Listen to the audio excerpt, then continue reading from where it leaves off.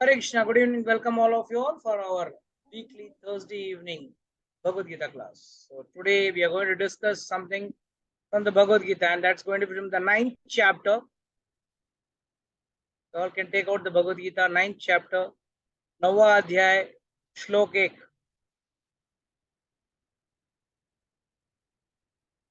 ताकि मैं जानना चाहता हूं कि आप लोगों का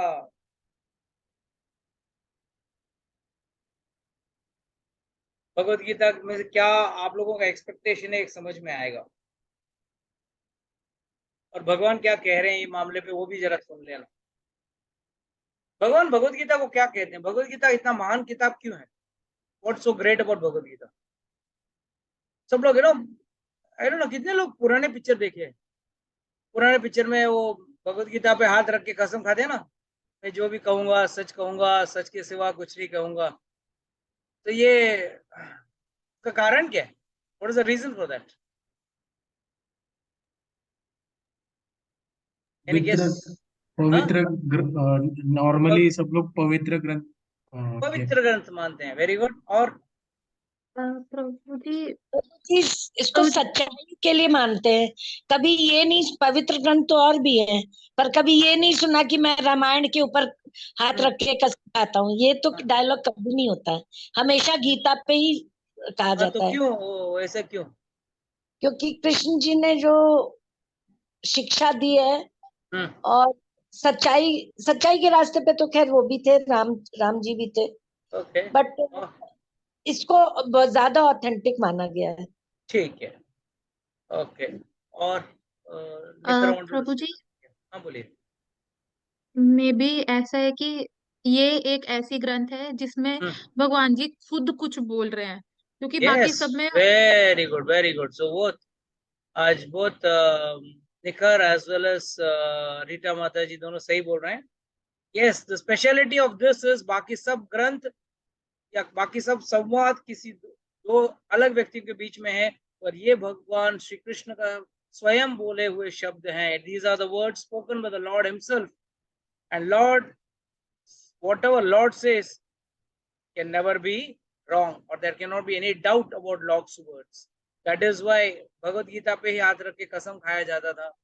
बट दुखद बात यह है कि लोग खा तो लेते थे कसम, मगर उस भगवद गीता के अंदर क्या लिखा है ये किसी को पता नहीं। तो आज हम लोग थोड़ा उस भगवद गीता को खोल के जरा पढ़ लेते हैं तो अपने को कुछ आइडिया है। तो please open 9th chapter 1st verse. और भगवान क्या कहते हैं इस भक्ति भाव के बारे में, इस भक्ति के ग्रंथ के बारे में भगवान क्या कहते हैं? श्री भगवान उवाच इदं ते गुह्यतमं प्रवक्ष्यामि अनुसूयवे ज्ञान विज्ञान सहितम् यद् ज्ञात्वा मोक्ष से अशुभात्। Very very important powerful words. Every word of this what is spoken by the lord, I mean भगवान ने हर शब्द, भगवान के हर शब्द एक एटम बॉम्ब से कम नहीं है, मगर यहाँ पे तो खास इस श्लोक में तो बहुत पावरफुल है। इदम ते तु गुह्यतम, सॉरी गुह्यतमम। What is the meaning of गुह्यतमम? कोई can anyone say what is the meaning of गुह्यतमम? Very deep. हाँ, वेरी डीप। Very deep. और कोई? Okay, what so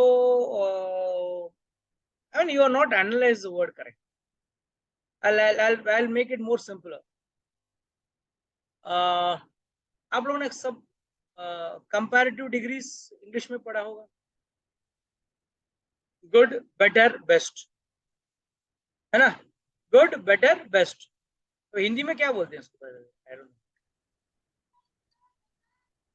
हमें जो हिंदी वाले हैं उनको समझाने के लिए मैं क्या बताऊं? अच्छा, बेहतर, बेहतरीन। हाँ, अच्छा, बेहतर, बेहतरीन। तो उसको उसको क्या बोलते हैं? कंपैरेटिव डिग्रीज को इंग्लिश में कंपैरेटिव डिग्रीज बोलते हैं, हिंदी में क्या बोलते हैं? कुछ आइडिया है? नहीं पता। नहीं बताया, ठीक है। तो आई मीन आप लोग समझने की कोशिश कीजिए। कुछ अच्छा है, कुछ बहुत ही अच्छा है, और तीसरा जो हम कहते हैं सबसे उत्तम है, इससे अच्छा कुछ हो ही नहीं सकता। तो ऐसे समझने के लिए भगवान ने इसके लिए जानबूझकर एक शब्द यूज किया है, गुह्यतमम। तो इसके पहले का गुह्यतमम का लोअर डिग्री क्या है? गुह्यम, गुह्यतम, गुह्यतमम। तो 3 वर्ड्स, ओके। गुह्यम, गुह्यम मतलब कॉन्फिडेंशियल, गुह्यतम बहुत कॉन्फिडेंशियल, गुह्यतमम extremely confidential. That is extreme, मतलब इसके ऊपर और कुछ है ही नहीं ना। गुड, बेटर एंड बेस्ट बोलते हैं ना। इदम इदम तूते गुह्यतमम प्रमक्ष्यामि अनुसूयवे। मैं कह रहा हूं अनुसूयवे। What is the meaning of अनुसूयवे? हु इज नॉन एनवियस, जो दूसरों के ऊपर ईर्ष्या नहीं करता या दूसरों के ऊपर जलन नहीं करता, जलता नहीं। जलने का मतलब क्या है? What is the purpose of दूसरे के ऊपर ईर्ष्या करना या टू बी एनवियस? क्यों होता है ये? कोई व्यक्ति आप पे अगर एनवियस है तो क्यों एनवियस है? इसके पीछे कारण क्या है? क्योंकि हमारे पास कुछ ऐसा है जो कि उसके पास नहीं है। हमारे पास है, उसके पास नहीं है, उससे भी एक कदम आगे। ये हम सोचते हैं वो नहीं है वो बात, उससे भी एक कदम आगे। यस माता जी, पूजा माता जी, टेल मी।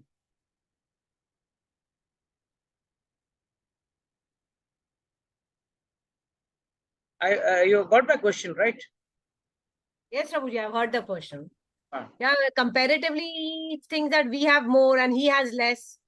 So, वो comparison के कारण he is envious that he Now wants. let me put it in another different manner.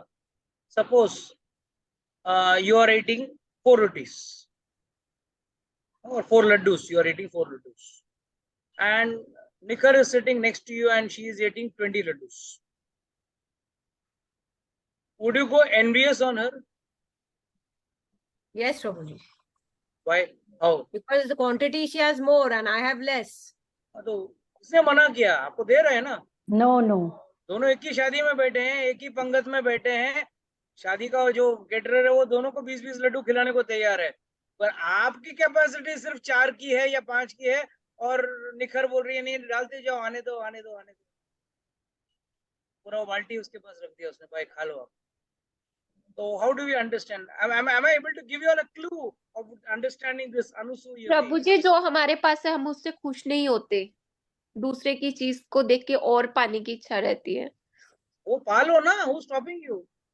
It is the incapability or the what do you say, जो capable व्यक्ति नहीं है, inability or incapability of one to achieve what others have got, that leads to envy. Getting this point very important. People generally skip out this कि भाई envious है, why is envious?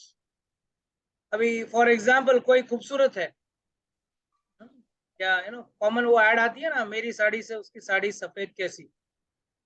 अरे किसी ने मना थोड़ी किया है आपको सफेद साड़ी पहनने से, पर आपकी साड़ी सफेद हो नहीं रही है, इसके लिए आपको जलन हो रही है, या आपके पास ऐसी साड़ी मिली नहीं। So when you do not possess और when you can not have such a thing, तभी ये तकलीफ होता है। सामने वाला ये सोचता है अरे वाह, इसके पास जो है ये तो मेरे पास तो जीवन में कभी मुझे मिलेगा ही नहीं, या मुझे कभी प्राप्ति नहीं होगा। We think it is only of money. No. People are envious about beauty, about color. अरे काफी गोरा चिट्टा है, मैं तो काला कलूटा हूँ, ये तो बहुत खूबसूरत है, ये तो बहुत पतली है ना। अगर कोई पास में से अगर कोई मोटी सी औरत जा रही हो या लड़की जाती हो, you don't become envious. But कोई खूबसूरत सा जाता है, ओ देखो स्टाइल में जा रही है, क्यों? You know that she is more than beautiful than you. So please understand. मैं खोल देती हूँ। Mute. So please understand, there are some prerequisite qualities, या वो व्यक्ति के अंदर उच्च गुण होने चाहिए, तो ही वो भगवत गीता भगवान उसको कहना चाहेंगे या भगवान उसको समझाना चाहेंगे या वो व्यक्ति समझ पाएगा। तो भगवान ने क्या कह रहे हैं, अर्जुन से क्या कह रहे हैं, श्री भगवान वाचा इदम तो गुह्यतमम, सबसे कॉन्फिडेंशियल। कॉन्फिडेंशियल को हिंदी में क्या कहते हैं, राज की बात, और सम बेटर वर्ड, प्रभु जी गोपनीय, गोपनीय। हाँ, एक गोपनीय भी हो सकता है या राज की बात हो सकती है। सो भगवान कह रहे हैं ये राज नहीं, राजों में राज, सबसे खुफिया राज है ये भगवत गीता जो है, ये ज्ञान जो है वो सबसे खुफिया है। ऊपर से क्या है, मैं तुझे कह रहा हूं क्योंकि तू अनुसूयवे, तू, तेरे अंदर ईगो नहीं है। ईगो रहेगा तो क्या तकलीफ। तो यहाँ पूछ सकते हैं प्रभु जी क्या प्रॉब्लम है, ईगो हो ना हो, आप मुझे सिखाइए, मैं सब समझ लेता हूँ, मैं तो बहुत स्मार्ट आदमी हूँ। तो इसको कैसे समझेंगे। मे गलत बी बिकॉज इंटरप्रेट कर सकता है। हाँ हम मे बी हाँ, बिकॉज ईगो जो है वो बंदे को अपने आप को सुप्रीम मानता है, जिस बंदे में फॉल्स ईगो होती है राइट, तो मानने दो ना, समझने तो में वो क्या है। मानेगा, आपकी बात को इतना नहीं ना समझेगा कि ठीक है आपको थोड़ा ना इतना पता है, मेरे को ज्यादा पता है, ऐसे मानेगा वो बंदा। ओके, और चीजें उसके हिसाब से इंटरप्रेट करेगा, उसका जो यानी इवन दो आप 2+2 4 बोलेंगे तो वो बोलेगा मेरा 6 है तो मैं वैसा। Very nice, very nice. प्रभु जी false pride, first prize, false pride मतलब आप जबरदस्ती अपने को ग्रेट मान रहे हो, ईगो। हाँ हाँ हाँ हाँ। तो ये उससे उससे क्या दिक्कत क्या है। एक छोटी सी कहानी है। एक बार एक दो बच्चे गए थे एक मास्टर जी के पास तबला सीख। तो मास्टर जी को बोला, अच्छा तू क्या जानता है। बोला, मैं कुछ नहीं जानता हूँ, जिंदगी में पहली बार तबला पीटने वाला हूँ। अच्छा, तबला पीटने वाला है, बजाने वाला भी नहीं, पीटने वाला है, ठीक है आजा। और दूसरा, दूसरा बोला, साहब मैं तो बहुत पुराना हूँ, मैंने कम से कम 5 साल मैंने रियाज किया है तबले के ऊपर, मुझे ये आता है वो आता है। अच्छा, वेरी गुड, दोनों आ जाओ कल से, क्लास शुरू करते हैं। बोला, कितना फीस लोगे। तो जिसको कुछ नहीं आ रहा था उसको बोला 10 रुपए, महीने के 10 रुपए। और जिसको इतना 4 साल का जो एक्सपीरियंस वगैरह था उसको बोला तुझे 50 रुपए। तो आया इसको गुस्सा, मतलब जिसको कुछ नहीं आ रहा है, जिसने कभी जिंदगी में तबला बजाया नहीं, उसको आप 10 रुपये आप सिखा रहे हो सिखाने का, और मुझे जो इतना आगे का पढ़ चुका हूँ मुझे 40 50 रुपए, 40 रुपये ज्यादा क्यों ले रहे हैं आप। उल्टा मुझसे तो 5 रुपया लेना चाहिए आपने, उससे उससे या उसके तरफ 10 रुपया लिया तो चलो मुझसे भी 10 ले लो। तब हमारे गुरु जी कहते हैं, याद रखना इसको कुछ नहीं आता है, इसको मैं सिखा दूंगा ये सीख लेगा। पर जिसने थोड़ा बहुत सीखा हो ना, उसको उस चीज का घमंड रहता है कि मुझे इतना आता है। और जो व्यक्ति के अंदर घमंड आ जाता है ना, उसके अंदर क्या होता है, he is proud, he is envious, that why come this person is coming to compare with me or coming to be at par with me at that time। उसके लिए वो एक रोड़ा बन जाता है। वो ज्ञान लेते वक्त एक बड़ा रोड़ा हो जाता है, क्या गुरुजी आप क्या सिखा रहे हो, ये तो मुझे मालूम, ये तो सब मुझे मालूम। तो बोले 50 रुपया इसके लिए ले रहा हूँ, 10 रुपया सिखाने के और 40 पुराना कचरा निकालने के। 40 किसके लिए, जो अज्ञान का क्या जो कचरा है आपके अंदर वो निकालने के लिए 40 रुपए ले रहा हूँ, 10 रुपया तो सिखाने का, वो 10 ही रुपये ले रहा हूँ। तो याद रखना, जो अनुसूय वे नहीं है, जो इसके अंदर ईगो है कि मेरे अंदर ऑलरेडी ज्ञान है, उसको आप क्यों क्या कैसे ज्ञान दे सकते हो। कि भगवान अगला शब्द क्या बोलते हैं वो बहुत जरूरी है इस शब्द श्लोक में सुनने। गुह्यतम प्रवक्ष्यामि अनुसूये वे ज्ञान विज्ञान सहितम। ये जो भगवत गीता है उसमें क्या है, ज्ञान और ज्ञान। और ज्ञान लेना, अगर पहले ही आपने कुछ इस चीज को ज्ञान समझ के अपने सिर पे रख लिया है, तो उस चीज को कैसे भगवान हटा के आपके अंदर ज्ञान डाल सकते हैं, है ना? इसके लिए पहले चीज तो अंदर, अपने अंदर ego should not be there. One should not be envious about anyone because अरे उसके पास नहीं है, मेरे पास है, क्या वो मेरे टक्कर में आने की कोशिश कर रहा है? मैं तो काफी ज्ञानी हूँ, काफी पढ़ चुका हूँ, हनुमान चालीसा पढ़ चुका हूँ, सुंदरकांड पढ़ चुका हूँ। अरे ये सब पढ़ चुके हो, पर ज्ञान कहाँ लिया? ये अगर कोई ज्ञानी है तो ज्ञानी का सबसे पहला पहचान क्या है? वो humble बनेगा. One who is in knowledge will be humble, and one who is shallow in knowledge, one who is deep in knowledge will be humble, and one who is shallow in knowledge will be proud, very proud about his knowledge. बहुत ज्ञान है मेरे पास, मैंने ये पढ़ा है, वो पढ़ा है, पर जो असली ज्ञानी है वो सोचेगा मैंने कितना पढ़ना बाकी है, जो और कितना पढ़ना बाकी है, मैंने तो अभी तक कुछ पढ़ा ही नहीं. याद रखना, दिस इज वेरी इंपॉर्टेंट. इसके लिए भगवान क्या कह रहे हैं? पहला चीज ये गुह्यतम ज्ञान है, और ये मैं तुझे इसके लिए सुना रहा हूं क्योंकि तू नॉन एनवियस आदमी है, यानी कि अनुसूय भी. और फिर क्या कह रहे हैं? ज्ञान विज्ञान सहितम. इस भगवद गीता में क्या है? ज्ञान और विज्ञान. ये ज्ञान और विज्ञान किस चिड़िया का नाम है? कि लोग अक्सर विज्ञान को साइंस बोल देते हैं, राइट? अभी भगवान का मतलब क्या है? ज्ञान और विज्ञान. What do you understand that?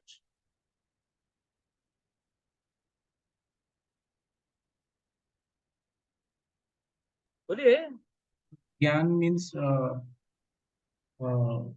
Knowledge, प्रभु के बारे में और यानी जानकारी. प्रभु के बारे में जानना. ओके. और विज्ञान? प्रभु जी मैं ट्राई करूं. हम्म.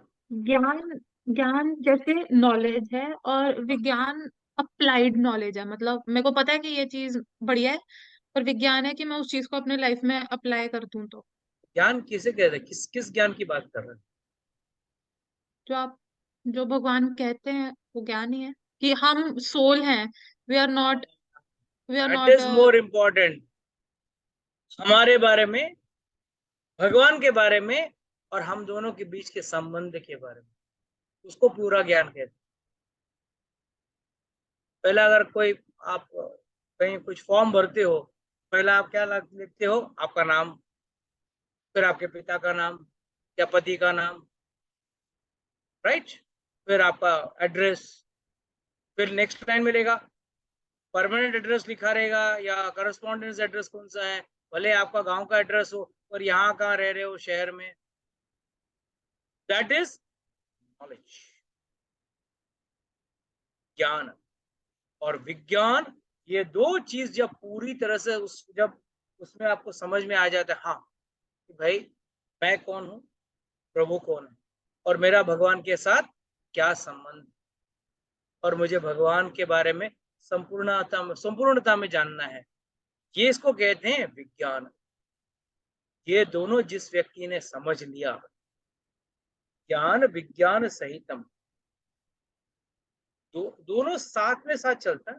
याद रखना, विज्ञान मतलब रियलाइज नॉलेज. ठीक है, how do you, what is the meaning of realise knowledge? ये तो हुआ ज्ञान. विज्ञान किसे कहते हैं? ज्ञान तो आपने समझ लिया कि भाई मेरे खुद के बारे में, मैं एक आत्मा हूँ, शरीर नहीं हूँ. आज एक आदमी के शरीर में हूँ, कल शायद किसी औरत के शरीर में रहूंगा, या किसी और योनि में रहूंगा, गधा घोड़ा. और भगवान कौन है? भगवान सबके करता है, पूरी सृष्टि उनसे होती है. सर्व कारण कारणम, हर चीजों के कारण वही हैं, उनके मर्जी के बगैर एक पत्ता भी नहीं हिल सकता है. ठीक है, ये ज्ञान हो गया. Very nice. तो विज्ञान किसे कहते हैं? Realise knowledge. यस माता जी.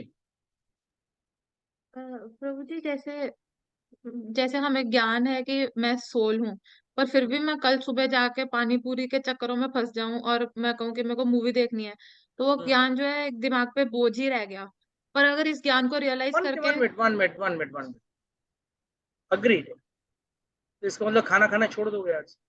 मैं आत्मा हूँ, शरीर तो हूँ नहीं, तो आज से मुझे खाना खाने की जरूरत नहीं।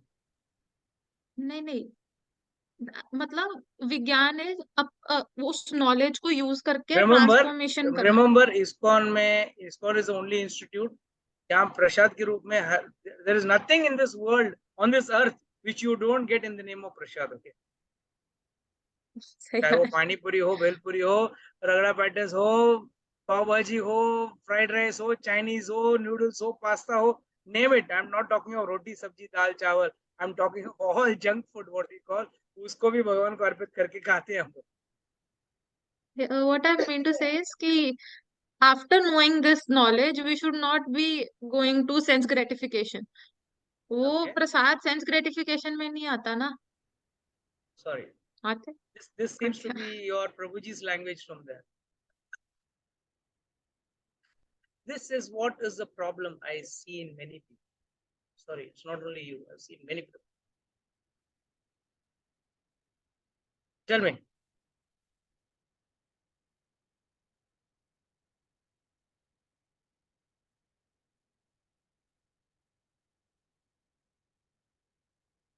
Very simple, प्रभु जी, very simple.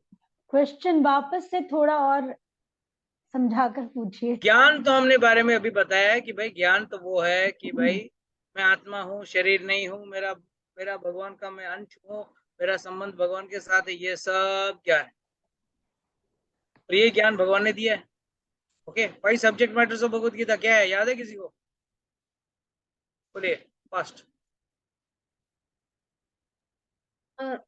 ईश्वर, रुक जाओ मेरे को याद है। ईश्वर, मैंने लिखा हुआ, पढ़ के बोल दो। हाँ हाँ बोलो, जल्दी बोलो फास्ट। ईश्वर, जीव, प्रकृति, काल, कर्म। ईश्वर, जीव, प्रकृति, काल एंड कर्म, ये 5 सब्जेक्ट मैटर्स हैं। ये पांचों का ज्ञान आपको भगवत गीता में मिलेगा। अच्छा, ये पांचों को ज्ञान मिलने से करेंगे क्या? वही तो है विज्ञान, वही तो है रियलाइज नॉलेज। आप कर्म हो करेंगे तो सोच समझ के करेंगे, ना कर्म करेंगे ना विकर्म करेंगे, अब करेंगे हम कर्म। भोजन पहले भी खाते थे, अगर अब क्या करेंगे? शुद्ध भोजन करेंगे, सात्विक भोजन करेंगे, you know, meat eating, intoxication, illicit sex and gambling, इन 4 चीजों से आप दूर रहोगे। एंड जीवन में जो भी खाना खा रहे हो वो भगवान को अर्पित करके खा रहे हो। तो these are all application of knowledge is what is called as vigyan.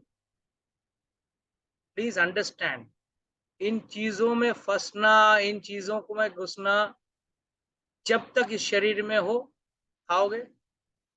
365 दिन खिचड़ी खा पाओगे? कैन यू ईट निखर 365 डेज खिचड़ी? नहीं, आप तो ज्ञान में हो। नहीं प्रभु जी। Don't go into this fanatic mode, Mataji. This is foolish. You know, Haridas Thakur in Vrindavan, he was a person जिन्होंने बांके बिहारी को प्रकट किया। बांके बिहारी को रोज 56 भोग खिलाते थे, रोज। क्यों? भगवान है भाई, इस पूरा सृष्टि का वो ही मालिक है, और उसको क्या खिलाओगे? खिचड़ी? क्या 2 फल? तो मुझे तो खाना है, मैं तो ज्ञान में हूं, मैं तो फल ही खाऊंगा। ये गलत है, ये सोच ही गलत है। तो याद रखना, नेवर ये यू नो आपको मिल गया तो फिर कल से मूवी बंद, ये बंद, वो बंद, है ना? बंद अच्छी बात है। We have to refrain ourselves from sense gratification, but there is a way in which you do. You can't land the plane just by switching off the engine. You have to get it to the runway. You know, the plane has to touch down, and then only you can switch off the engine. अगर हवा में उड़ते उड़ते realise हो गया मुझे तो नीचे उतरना है, इंजन बंद कर देगा पायलट, तो क्या होगा? वो आप आपके जीवन के साथ मत करना। Many people commit this blunder and that's how they land into a disastrous life. Definitely one has to bring in vairagya, but it has to be slow and steady. Many people talk about renunciation, but you will see an Apple iPhone in their own hand and they'll talk of renunciation. By wearing a renounced fabric or a cloth doesn't make once a renunciate. If I am using the latest gadgets, I may say I am using it for Krishna. One may say it is for Yukta Vairagya, but see the hidden intentions behind the process. There are various ways in which one can implement this technology, various ways. Today, science and technology has gone so advanced. And there are various gadgets which can be coming in a lower price also. But Lord, that's why Lord says, Devi Shigunamai Mama Maya Durattaya. Mahameva Prapadyante Maya Metam Tarati. So, I want to deviate from the topic of discussion today. So, Jnana Vijnana Sahitam. This book is full of Jnana and Vijnana. Vijnana means what? The biggest Vijnana, if anyone knows, has understood. One word, can anyone tell me? One word answer. Yes, Puja Mataji. One word answer. Jaldi boliye.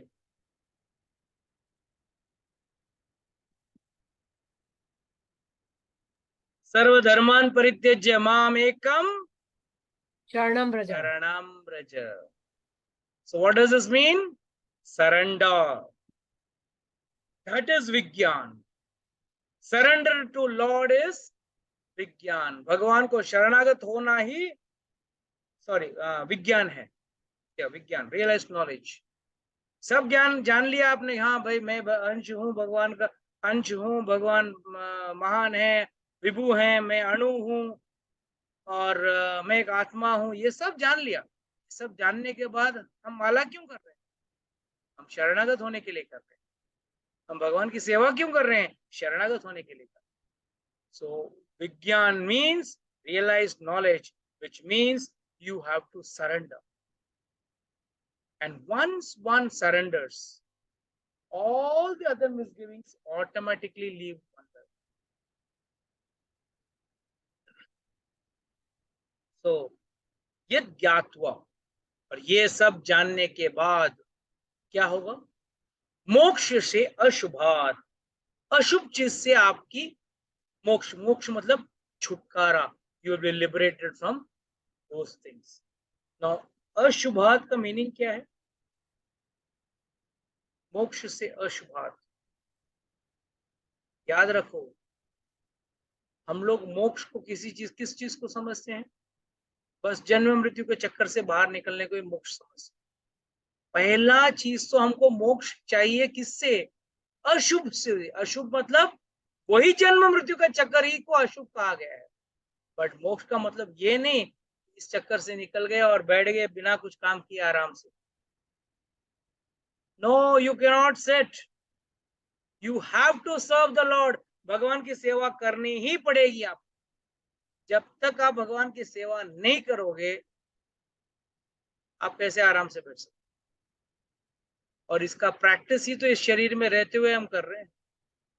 जब आत्मा इस शरीर से निकलेगी तब तो शरीर सेवा तो करने वाली नहीं, पर जब तक इस शरीर में हो तब तक तो सेवा करो।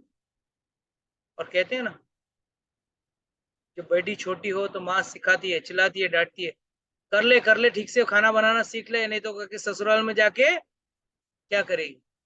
What does this mean? She is preparing you for the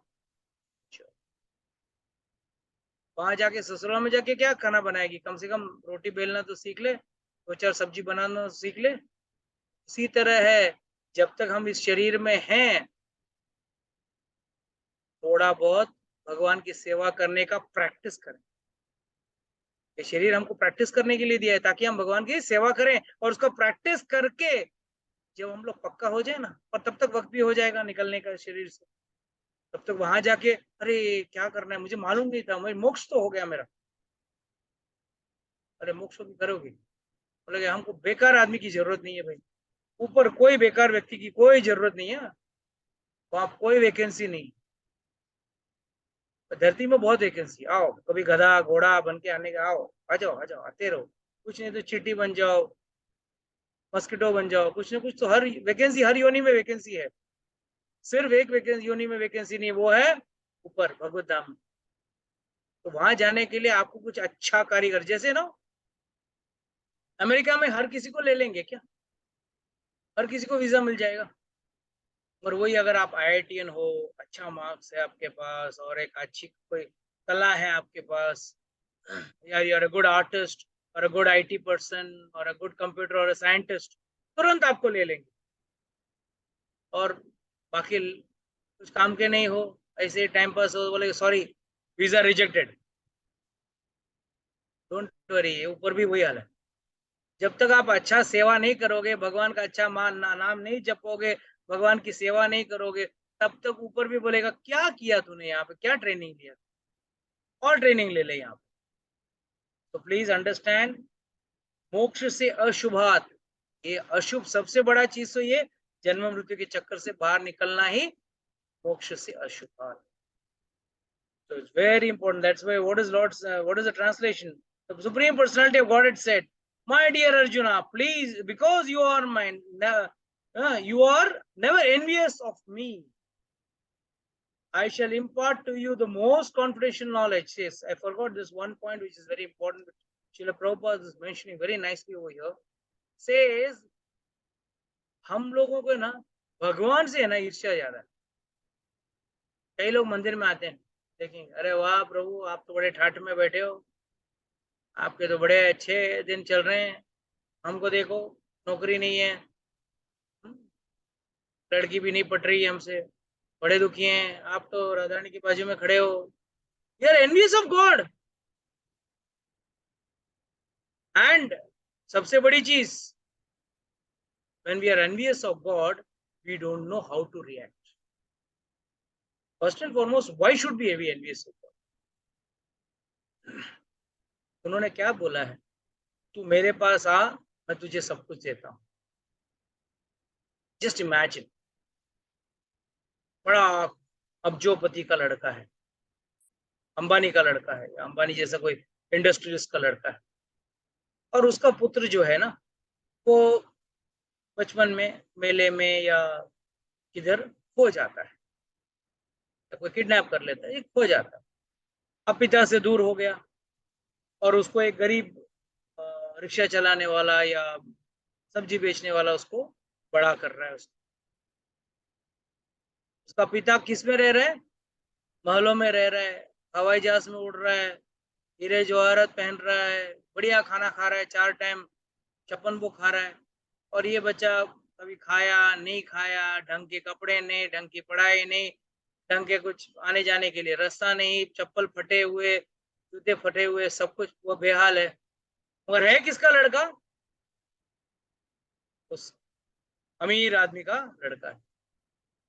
और उसको वो सब चीज यहाँ तकलीफ उठाते वक्त अगर उसको पता भी चल जाए कि यार मेरा बाप बहुत अमीर, पर कमीना वो एंजॉय कर रहा है, मैं देख कितना तकलीफ उठा रहा हूँ, दुनिया जब तकलीफ झेल रहा हूँ मैं, इस धूप में भी मुझे काम करना पड़ रहा है, कि दिन में एक टाइम खाने को नहीं मिल रहा है, क्या करूं, कैसे जी रहा हूं मैं।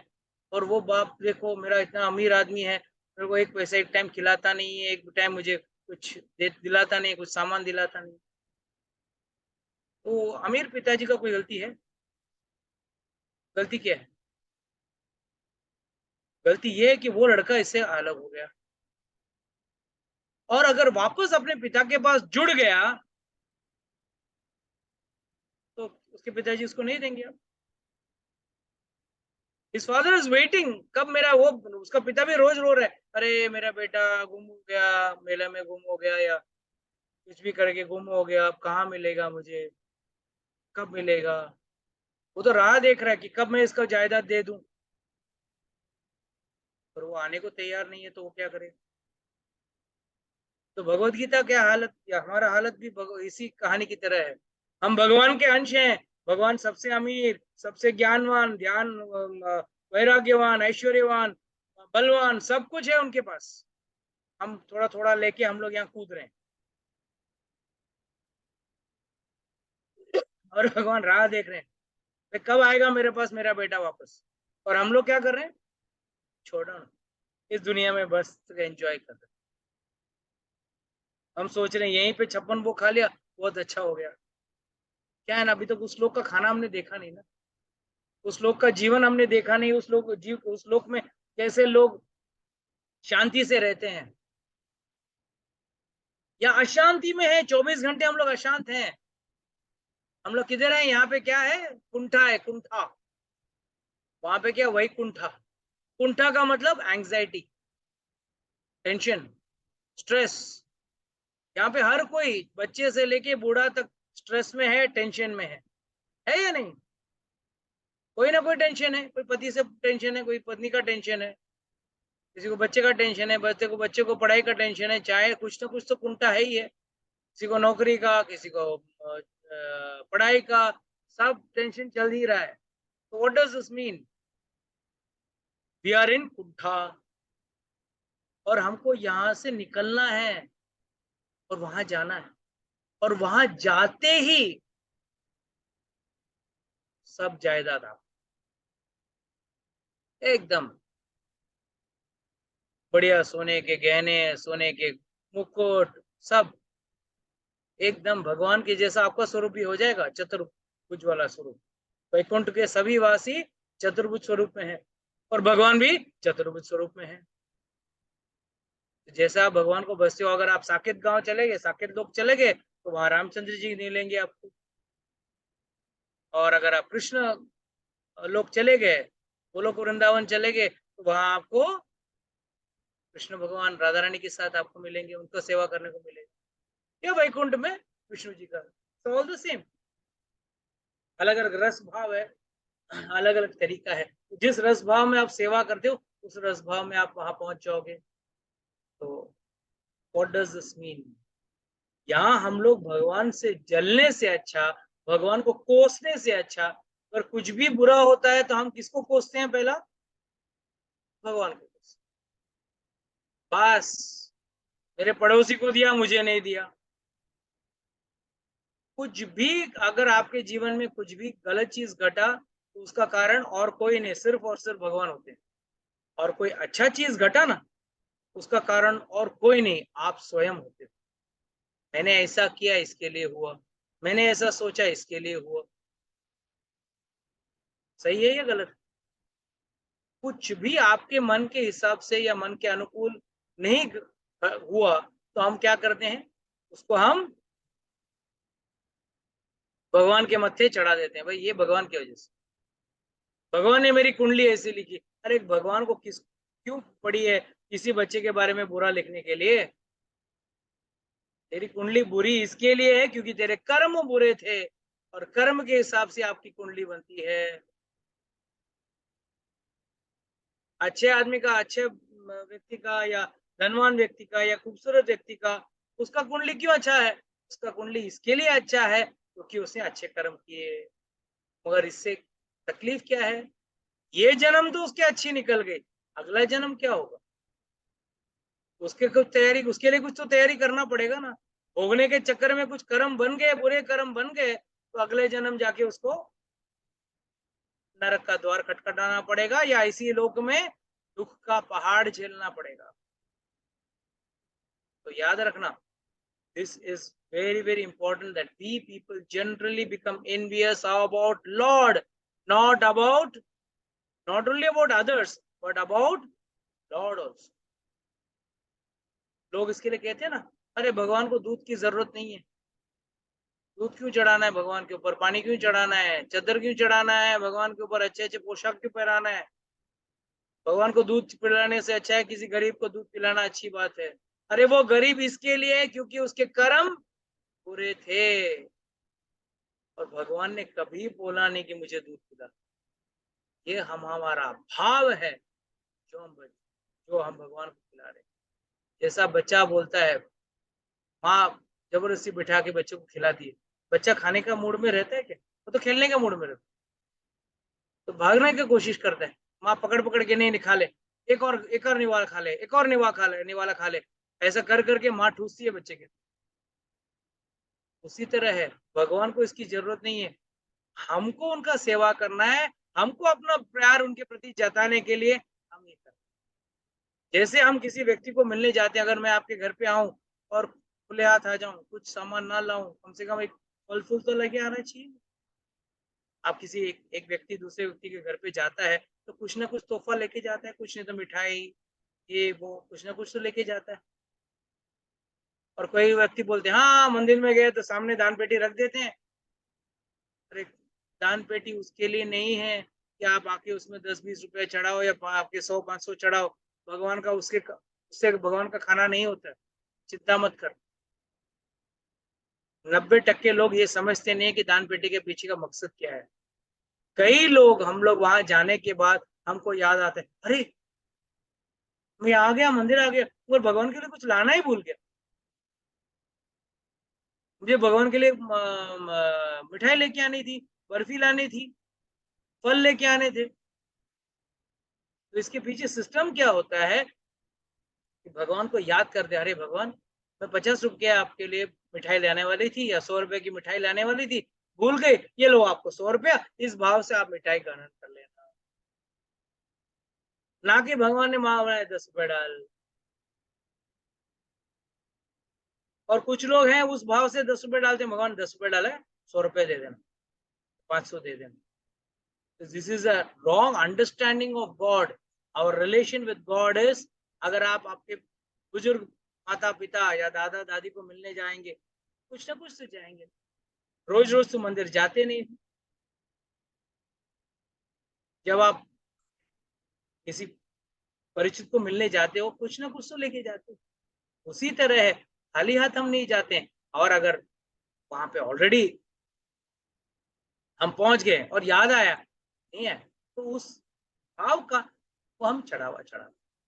हाँ ये बात अलग है, कुछ लोग मन्नत मान लेते हैं, हाँ मेरा काम हो गया तो 101 नारियल चढ़ाऊंगा, नारियल का हार चढ़ाऊंगा, ये करूंगा वो करूंगा।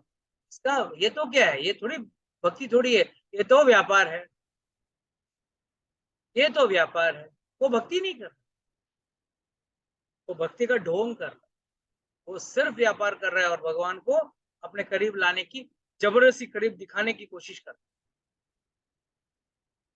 कुछ लोग बोलते हैं मेरा कार्य हो जाने दो। अरे कार्य क्या होगा?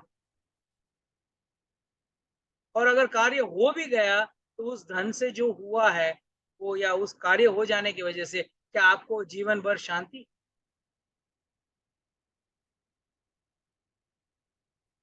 जीवन का हर एक दिन एक नए पड़ाव के लिए वेट कर रहा है हमारे, हर एक दिन।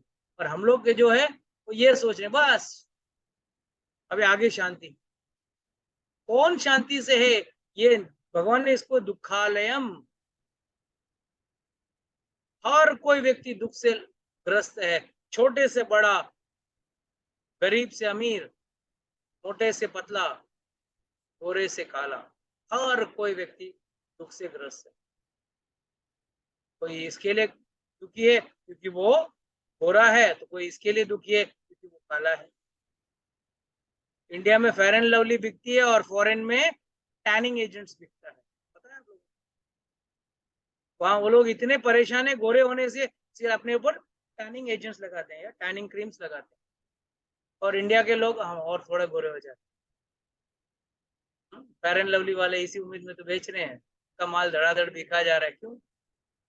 बस ये सोच के कि हम लोग जो है हमारे पास उससे हम बिल्कुल संतुष्ट नहीं, और इसके चक्कर में हम क्या हो जाते हैं, भगवान से वी डेवलप एन ईर्ष्या। इसके लिए कहते हैं जो भगवान से प्रति ईर्ष्या ना हो, सुख दुख, इसका कोई एग्जाम्पल मुझे देख सकता है? अर्जुन ने ईर्ष्या कैसे नहीं, he was non envious towards God. One simple example. Come on, very important, very powerful. Tell me fast, fast.